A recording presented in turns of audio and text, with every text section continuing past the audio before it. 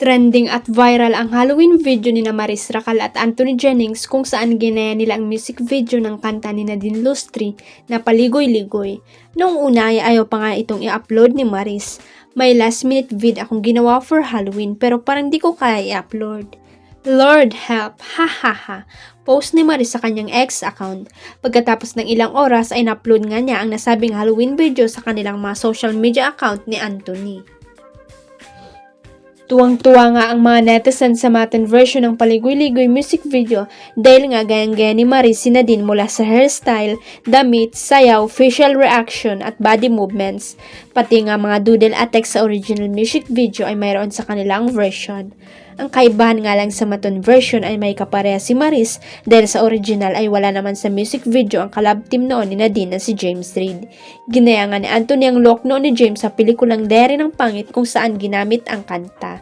Approve sa mga Jaden fans ang panggagaya ng Matun sa kanilang iniidolong love team. Hindi naman nagpaligoy-ligoy si Maris na sinagot ang tanong ng entertainment media kung may kinalaman ba ang title na Paligoy-Ligoy sa tambalan nila ni Anthony. Wala naman, kanta lang, I just love the song, sagot ni Maris.